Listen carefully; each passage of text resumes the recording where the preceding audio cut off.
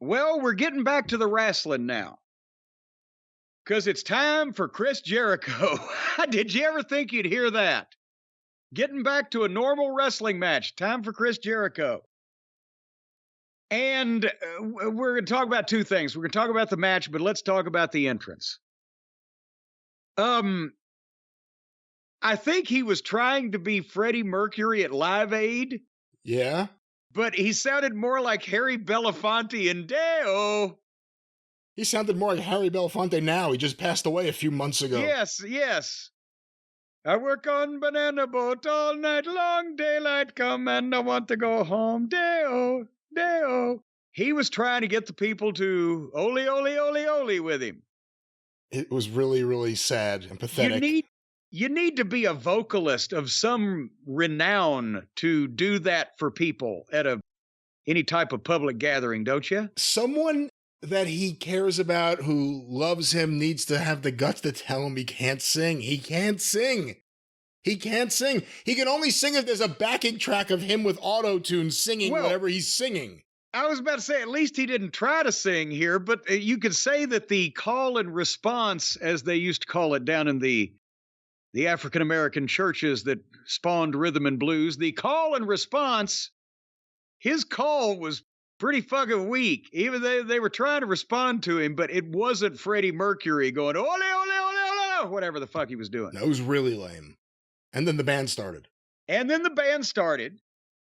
then, Brian, again, I defer to your experience in the music industry. I've been to a number of concerts. I've, been involved with some of the musical performances that have been involved in wrestling programming. But was this a case where he knew that he could not sing the song and fully perform it while walking to the ring in a stadium at the same time and then having a match with a guy 30 years younger than he is, or elsewise he'd blow up to the first 5 rows were passing out from oxygen deprivation just from him sucking wind? So did he record a track of him kind of half talking the words to Judas so that he could then lip sync his way to the ring over a track of him not singing, because that would be obvious, but just kind of halfway talk walking? No, I think it was the regular Judas track with him singing over it, or trying to sing over it then. If he was out of breath walking to the ring doing it, can you imagine him on stage with his funky dance moves? But there was no element of even attempting to sing live. He was talking live. That's what Sebastian Bach always said, that Jericho needed a backing track. He can't sing. It didn't even seem like the backing track was as energetic as the normal song performance is. So but you could see a couple of times that, like the way he had a live mic, because when he tried to do the rock and roll ow type of thing, you could tell he forgot that there was another word coming and he was completely off microphone but still singing. So you could tell there was a backing track going on, and a couple times he was late getting to it. But God, I was like, he was just talking like he was doing a promo while he was walking to the ring. I was expecting a performance of the song and then potentially a period of time where they could, I don't know, golf cart him to the ring or something where he could catch his breath. But he just did the first stanza, as they say, and the chorus, and didn't even milk the people to sing it afterwards. So he wanted to get that over with while he still had oxygen. And not only were there no close-ups, the camera stayed off of him singing completely. And it was all crowd shots after the first couple of bobbles. Did you see that? Yeah. I mean, there's only so much pantomiming Jericho you could take. Well, but I would have thought they would have done that a little bit, since they made a big deal out of announcing it. I would have thought they would have orchestrated that all a little bit more poshly, a little bit more pomp and circumstance to everything, but they just got it over with. They sure didn't get the match over with. The match took a while, but in all honesty, Jericho was working his ass off. He tried. He did. This was one of the better single performances he's had in a while. He wanted to do everything he used to be able to do. He did some of it. Next to the rest of the card, this was, at least a reputable professional match. Ostrich looks like Action Andretti's big brother, doesn't he?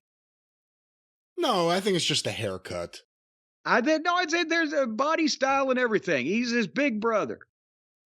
And again, they have the dynamic where this time they literally just switched Chris Jericho babyface on the heel manager, Don Fallis, that is accompanying Will Ostrich to the ring. But Will's a home country hero again. So they're cheering the heel with the evil, despicable manager against the guy that just turned babyface in a big angle on television 2 weeks ago. So once again, interesting reactions here. Aubrey Ed was the referee for this. I noted that her energy seemed to be unbridled in front of this crowd. Did you notice on the fake forearm exchange that they started with that when Ospreay hit the chop, Jericho sold it big, dropped to his knees, peeled his blade off his wrist, and then as the camera got a close-up of Ostrich, Jericho bladed his chest for the chop. Remember he did that? Who was that for here a while when back? did he do that? He did do that before, didn't he? He did it on television, but this time he did it weekly because there was almost no blood, even though the announcers pointed it out shortly after that, but you could see scratches. What, did Ostrich open him up with his fingernails? That's the thing. You can't blade your chest for chops with Gunther or some. Hey, you know who he bladed for? The Japanese guy that does all the chops. If it's Gunther with those heavy hands and you're going to commit to it and blade it and you've got a decent amount of blood on your chest, that's one thing. Before Jericho went too far and he was bleeding like a stuck hog from chops, which wouldn't. But this was so little blood, you could see the scratch mark that he obviously made himself. And then Jericho Germaned Ostrich on the apron, right on the top of his head. And they would each make comebacks, but you're not sure who the babyface is. Again, Jericho was working hard. Ostrich, to me, relies too much on I'm going to flip and land on my feet quickly, and people are going to be surprised. But then finally, Sammy was out there, and did you see the spot where Jericho gets the walls of Jericho, and behind the referee's back, she is dealing with Don. Sammy hit Ostrich in the head with the baseball bat. And within seconds later, Ostrich is escaping from the hold. So I'll just hit him in the head with a bat for no good reason.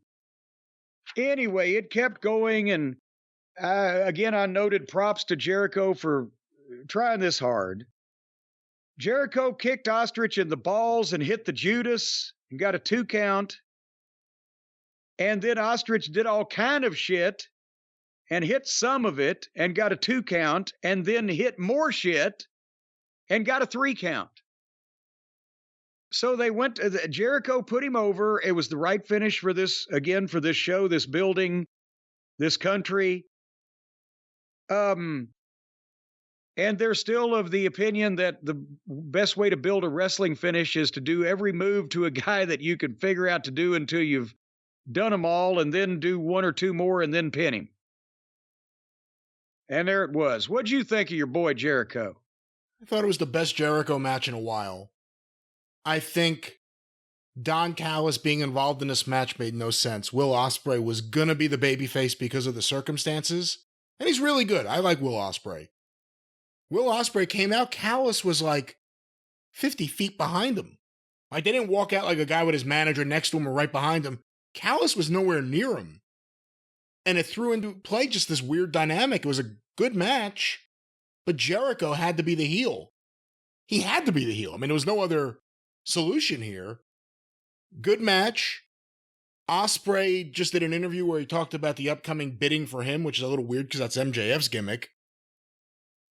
Ospreay would be a good get for AEW. I like Ospreay. Well, they've already got him. He's already got. Well, no, he's there for this, but technically I think he's still a New Japan wrestler. Well, why buy the cow when you could get the milk for free?